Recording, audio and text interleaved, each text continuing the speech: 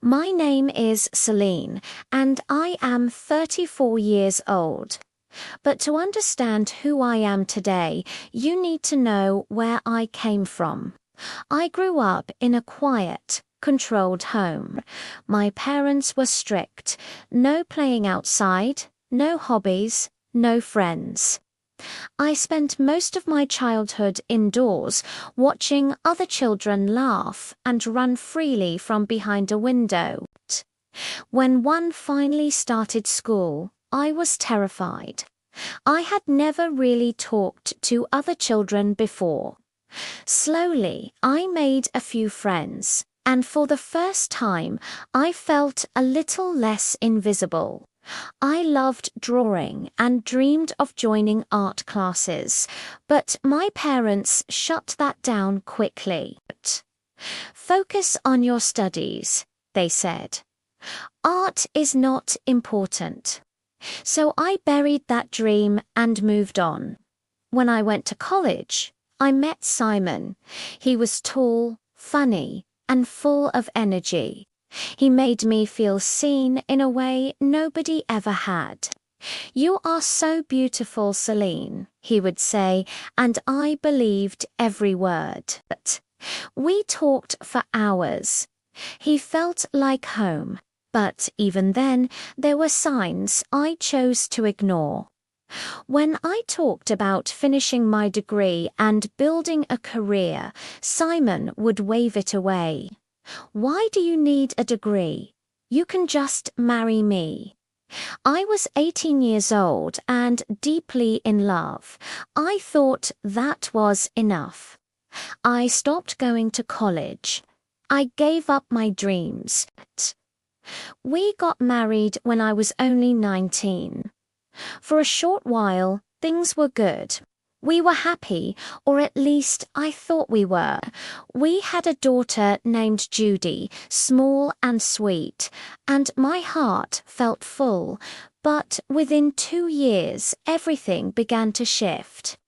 Simon started controlling what I wore, how I looked, who I spent time with. "Change your style," he said. "You don't need those friends. Stay home." I stopped seeing people. I stopped being myself. I became whatever he wanted me to be, or tried to. He started coming home late, always with excuses.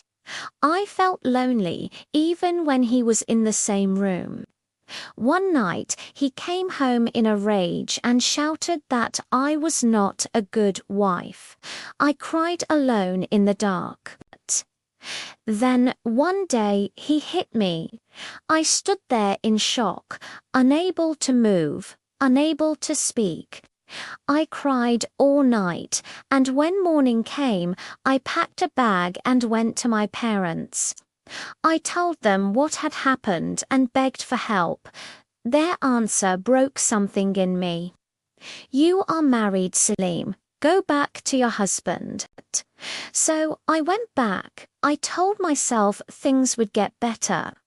I got pregnant again and had a son named Tom.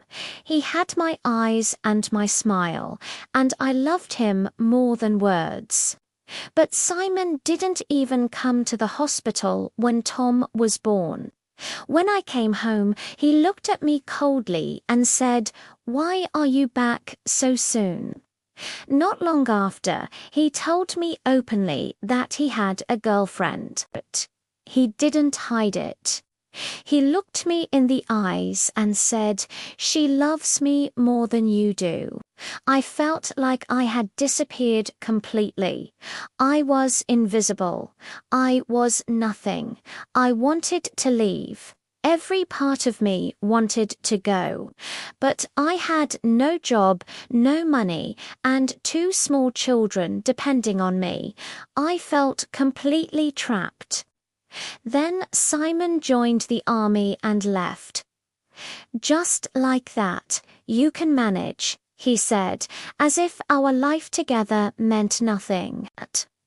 My father passed away during this time. My mother moved to another country. I was truly alone, raising 2 children, grieving, surviving one day at a time. One evening, Simon called from the army.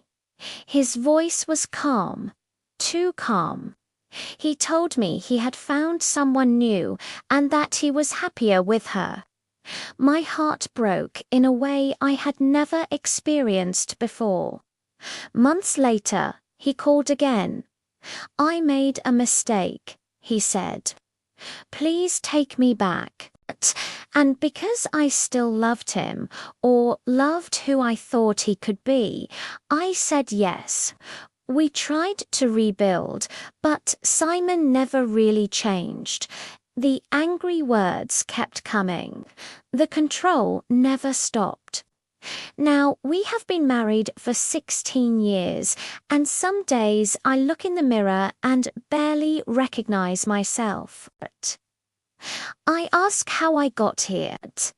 I ask why I stayed so long, why I forgave so many times.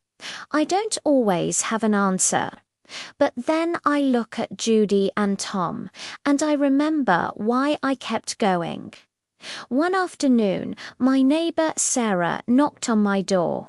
She had a warm smile and kind eyes, and she invited me over for tea. I almost said no. I was afraid of what Simon might think, but something told me to go. Sitting in Sarah's kitchen, I felt the walls around me soften. She looked at me and said, "You are not alone, Celine. I am here." Those 5 words made me cry harder than I had in years. I hadn't realized how desperately I needed to hear them. Sarah suggested I try working from home, something small and mine. I thought about it for days. Simon didn't want me working, but something had shifted inside me. I started baking cakes and quietly selling them to neighbors. At first, I doubted myself with every batch, but the orders kept coming. People loved what I made. And for the first time in years, I felt something I had almost forgotten: pride, a quiet, steady pride in myself. One evening, Simon came home and saw me baking. He raised his voice. "Why are you doing this? You don't need to work." I looked at him and said, clearly and without shaking, "I need to do this for me and for my children. I am not going to stop." He stared at me in silence. He had never seen me speak to him that way. Honestly, neither had I. Things didn't change overnight, but I started setting boundaries, real ones. I told Simon that I would not allow him to hurt me anymore. I told him that if he ever hit me again, I would leave and I would not come back. He didn't believe me at first, but I stayed firm because I finally understood that I was worth protecting. I cut my hair short again. I wore colorful clothes. I started doing the small things I used to love. One day, Judy looked at me and said, "Mom, you look so happy." I held onto those words like a lifeline. I am not the woman I was at 19, lost, afraid, and willing to sacrifice everything just to feel loved. I am tired sometimes. I still have hard days when the sadness feels heavy and old questions creep back in. But I am still here. I am still standing. I built something of my own, and nobody can take that from me. If you are reading this and you see yourself in my story, I want you to hear this clearly. You are not alone and you are not weak. Surviving is not small. Choosing yourself even once, even slowly, is one of the bravest things you will ever do. It is never too late to begin again. I know because I am still beginning.